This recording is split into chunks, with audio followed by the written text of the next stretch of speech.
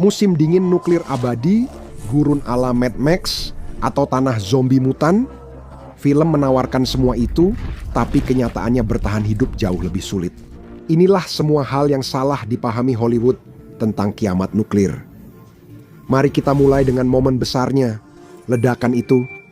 Kamu pasti sudah melihatnya di setiap film yang menampilkan bom nuklir meledak. Pertama datanglah ledakan termal, bola api bersuhu 100 juta derajat Celcius yang disertai kilatan cahaya terang, yang bisa merusak matamu secara serius jika kamu melihatnya tanpa perlindungan yang tepat. Lalu ada gelombang kejut, tekanan udara, angin kencang, serta ledakan yang membentuk kawah besar di tanah.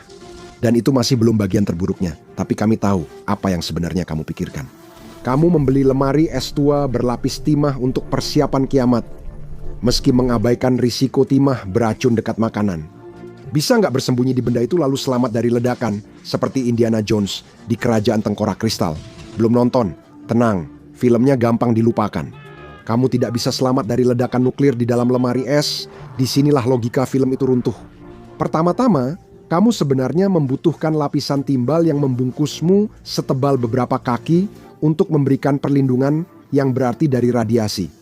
Dan bahkan dengan itu, kamu masih kemungkinan besar akan hangus oleh ledakan panas awal. Lalu gelombang kejut bergerak secepat suara, membuat tubuhmu yang hangus terlempar dan jatuh keras. Dengan kecepatan 760 mil per jam, sisa tubuhmu akan hancur jadi cairan, meski kemungkinan besar tak sampai sejauh itu. Kulkas mungkin hancur dalam ledakan termal, tapi misal tidak, kita bisa tunjukkan satu lagi hal yang sering salah digambarkan film soal ledakan nuklir. Gelombang kejut punya dua fase. Fase positif saat gelombang keluar, sering muncul di film, dan fase negatif saat gelombang kembali ke dalam. Bagian ini tidak mereka tunjukkan karena ledakan menciptakan gelembung bertekanan rendah di tengah, yang kemudian menyedot kembali, puing-puing, setelah gelombang kejut melemparkannya keluar. Meski kamu keluar, kemungkinan besar akan terseret kembali. Jika ledakan tak membunuhmu, Hollywood biasanya menggambarkanmu selamat. Ledakan berhenti, debu dan puing turun, para penyintas keluar ke kota pasca apokaliptik. Namun itu hanya imajinasi penulis naskah. Kenyataannya lebih merusak dan menakutkan. Ledakan nuklir memicu ribuan kebakaran, bukan hanya satu ledakan. Gelombang panas membakar semua benda mudah terbakar di area luas, termasuk mobil, gedung, dan pohon. Segalanya akan terbakar serentak di seluruh kota. Kebakaran ini akhirnya bersatu membentuk badai api besar dengan angin kencang yang menyedot oksigen, puing, dan orang. Kota itu mulai melahap dirinya sendiri. Hal ini terjadi di Dresden dan Tokyo saat Perang Dunia Kedua senjata nuklir sangat efektif memicunya. Bagian ini jarang muncul di film. Karena selamat dari ledakan bukan berarti aman, seringkali itu berarti terjebak di kota yang terbakar di mana udara itu sendiri menjadi senjata. Tidak ada tanah tandus yang gersang. Dampak langsungnya meliputi panas, asap, bangunan runtuh, dan dinding api dalam jam-jam pertama. Tapi mari kita pergi ke Hollywood dan katakan kamu tidak hancur total atau menguap dalam serangan pembuka. Kamu mungkin bertanya-tanya siapa yang menembak lebih dulu? Film sering menggambarkan bahwa setelah nuklir pertama ditembakkan, yang lain akan mengikuti otomatis. Jika kamu percaya film seperti Doctor Strangelove atau miniseri Home Box Office di By Dawn's Early Light, serangan awal Amerika Serikat otomatis memicu respons nuklir Rusia. Ini disebut Dead Hand, yang sering dianggap akan membawa dunia ke neraka radioaktif. Namun, anggapan ini tidak sepenuhnya sesuai dengan sifat asli Dead Hand. Itu hanya versi yang dibuat untuk membuat film lebih dramatis. Dead Hand juga bukan nama resmi dalam doktrin militer Rusia. Itu adalah istilah keren yang diciptakan oleh penulis David E. Hoffman pada tahun 2009 untuk bukunya dengan judul yang sama, yang sebenarnya dimiliki oleh Rusia disebut sistem perimeter. Sistem ini dikembangkan pada 1980-an karena kekhawatiran serangan nuklir mendadak dari Amerika yang bisa menghancurkan komando pusat dan mencegah pembalasan. Tidak seperti mesin kiamat otomatis di Doctor Strangelove yang membuat panik, sistem perimeter lebih merupakan cadangan darurat. Sistem ini menjaga agar Rusia tidak langsung kehilangan pengaruh jika ada serangan mendadak dan selalu diaktifkan manusia, bukan otomatis. Perang nuklir bukan mesin tak terhentikan, tetap bergantung pada keputusan manusia. Dan bukan hanya radius ledakan yang harus kamu khawatirkan, karena ada satu trik film favorit lainnya. Melihat awan jamur putih besar di cakrawala bisa membuatmu khawatir soal radiasi sisa. Seperti klaim para komentator online tentang Gotham di akhir The Dark Knight Rises. Namun kita perlu memberi kredit pada Christopher Nolan. Saat Batman meledakkan senjata nuklir yang menyandera kota, awan jamur itu berwarna putih, terbentuk dari semua partikel air yang menguap di bawah panas dan kekuatan ledakan yang luar biasa. Kecuali angin di kota Gotham sangat buruk, mereka sebenarnya aman dan tak perlu khawatir radiasi. Ini memunculkan pertanyaan, apa sebenarnya dampak radiasi?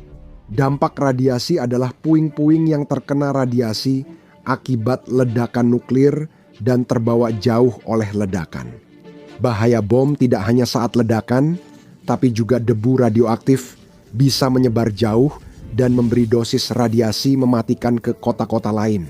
Detonasi Batman di atas air dan jangkauan bom yang rendah membuat warga Gotham tak akan mengalami kerontokan rambut dalam 1-2 minggu. Lalu, di mana mitosnya?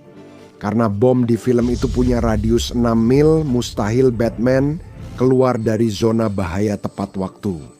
Hollywood dan video game menggambarkan bertahan dari kiamat nuklir dengan bersembunyi di tempat perlindungan radiasi selama beberapa generasi hingga radiasi berkurang. Tapi itu hanyalah salah satu dari mitos besar tentang nuklir, dan inilah alasannya tidak masuk akal.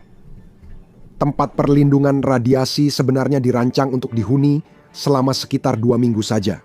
Jika bom nuklir jatuh tepat di atas Anda harus beberapa mil di bawah tanah untuk selamat. Tempat perlindungan radiasi tidak untuk melindungi dari ledakan senjata nuklir.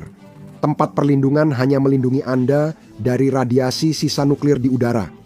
Jadi, jika selamat dari ledakan dan radiasi, umat manusia masih punya peluang. Atau benarkah? Dari pengalaman kita menonton banyak film, mulai dari Mad Max hingga Hell Comes to Frogtown, kita tahu bahwa kiamat nuklir akan menyebabkan manusia yang selamat melahirkan bayi-bayi mutan aneh, atau yang lebih parah lagi, bayi yang bahkan tidak bisa bertahan hidup saat lahir. Apakah para mutan akan mewarisi bumi, atau kita sama sekali tidak bisa berkembang biak? Seperti yang kamu duga, ada mitos lain yang sudah dibantah sains. Mengutip studi 1991 berjudul Anak-anak Korban Bom Atom, sebuah studi genetik. Penelitian saat ini menunjukkan tidak ada peningkatan signifikan frekuensi kelainan kromosom pada anak-anak dari yang terpapar. Bagaimana dengan hewan lain seperti di film serangga raksasa tahun 1950 sampai 60-an atau Godzilla? Hollywood menggambarkan tenaga nuklir menciptakan monster. Benarkah demikian? Untungnya, kita punya Chernobyl dan Fukushima sebagai kasus uji nyata meski dengan cara suram. Radiasi jangka panjang tidak menyebabkan mutasi ekstrim seperti makhluk raksasa atau napas atom. Kenyataannya jauh lebih kejam. Sebaliknya, mereka akan mendapat tumor kanker. Hewan dengan mutasi genetik ekstrem akibat radiasi biasanya mati dengan cepat dan menyakitkan. Namun ada juga mutasi yang lebih ringan dan tidak berbahaya. Menurut Profesor Timotius Masau, ilmuwan biologi yang 25 tahun meneliti ekosistem di lokasi bencana nuklir, ada mutasi yang hanya berdampak kecil sehingga tidak membunuh organisme. Beberapa individu memiliki jari tambahan, pertumbuhan aneh, atau asimetri pada kaki atau sayap. Ada juga hewan yang beradaptasi agar lebih tahan di lingkungan radioaktif. Katak pohon Chernobyl memiliki kulit 44% lebih gelap dari kerabat di luar Chernobyl karena membantu memproses radiasi pengion. Kami harus memberitahu bahwa kamu hampir pasti tidak akan mendapat kekuatan super seperti Incredible Hulk. Selain ledakan panas dan radiasi, masih ada hal lain yang perlu dikhawatirkan. Bagaimana dengan trop klasik di film-film kiamat nuklir? Gelombang elektromagnetik atau gelombang elektromagnetik. Apakah ledakan nuklir benar-benar akan menyebabkan kekacauan listrik? Jawabannya tergantung. Efek gelombang elektromagnetik senjata nuklir hanya muncul jika diledakkan cukup tinggi di atmosfer. Ini adalah plot utama film James Bond dan dasar video game ikonik GoldenEye. Satelit Rusia akan meledakkan senjata nuklir di atmosfer untuk merusak elektronik di area utama. Namun, benarkah serangan nuklir seperti ini akan berhasil? Kamu pasti lega tahu bahwa adegan mobil berhenti mendadak dan listrik padam total hanyalah dramatisasi Hollywood. Jaringan listrik dibangun dengan cadangan untuk skenario seperti ini dan pemadaman biasa, sehingga kecil kemungkinan terjadi kerusakan besar pada trafo pembangkit listrik.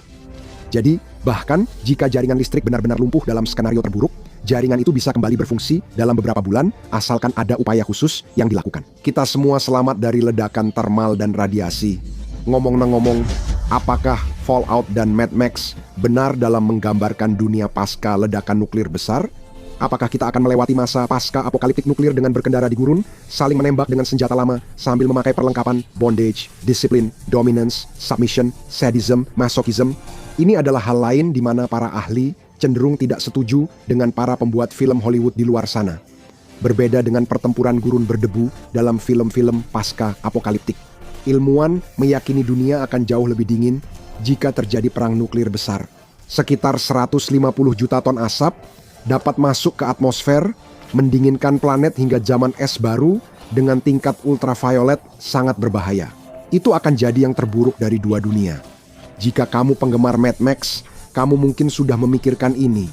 Setelah Mad Max, dua perang nuklir menyebabkan musim dingin nuklir yang lalu berubah jadi musim panas nuklir. Konsensus umum adalah bahwa zaman es baru yang bahkan lebih buruk ini tidak akan menjadi peristiwa musiman. Menurut beberapa perkiraan, kemungkinan besar ini berlangsung sekitar 30 tahun. Secara realistis, Mad Max seharusnya sudah tua di film terakhir, atau bahkan sudah menjadi mayat membeku. Inilah hasil nyata dari perang nuklir massal. Mirip seperti yang digambarkan dalam film seperti The Day After dan Threads. Namun, tidak ada yang sederhana ketika berbicara tentang akhir dunia. Produksi asap hitam dalam jumlah besar memang tidak diperdebatkan. Namun, efek pasti terhadap cuaca global dan lingkungan begitu belum pernah terjadi sebelumnya, sehingga tidak ada yang tahu seberapa besar planet ini akan berubah. Menurut peneliti kebijakan nuklir RAND, Dr. Edward Geist, hal utama yang perlu diingat adalah adanya ketidakpastian besar soal perang nuklir sebenarnya. Kasus nyata hanyalah pengeboman atom di Jepang saat Perang Dunia Kedua, dan kita punya alasan kuat meragukan senjata nuklir di masa kini akan sama. Sebagai konteks, bom yang dijatuhkan di Hiroshima dan Nagasaki pada tahun 1940-an setara dengan kekuatan sekitar 20 juta ton trinitrotoluena. SAR bomba modern, senjata nuklir terbesar saat ini, hampir 50 juta ton. Seperti kata Geist, sebagian besar teori yang dibahas berasal dari pola dua bom bersejarah dan diekstrapolasi dari data senjata nuklir modern. Apakah semua ini bisa menjadi kiamat planet, musim dingin nuklir, atau bumi rusak permanen? Jika ya, berapa banyak bom nuklir yang diperlukan? Satu bom saja tak cukup. Perang nuklir kecil pun belum tentu mengakhiri dunia. Bahaya besar muncul saat ratusan senjata nuklir dijatuhkan ke kota-kota. Perang nuklir besar antara Amerika Serikat dan Rusia dengan ribuan hulu ledak dianggap para ilmuwan sebagai salah satu skenario yang bisa menghasilkan asap sangat banyak di atmosfer. Meski bumi tetap layak huni, mendukung kehidupan miliaran orang bisa jadi mustahil. Hollywood menggambarkan kiamat instan, padahal peradaban runtuh lebih dulu sebelum planet hancur. Bahaya sebenarnya bukanlah zombie mutan, gurun tak berujung, atau mesin kiamat seperti di film. Perang nuklir besar akan lebih lambat dan lebih menghancurkan dari gambaran Hollywood. Cek cara bertahan dari serangan nuklir atau tonton ini saja.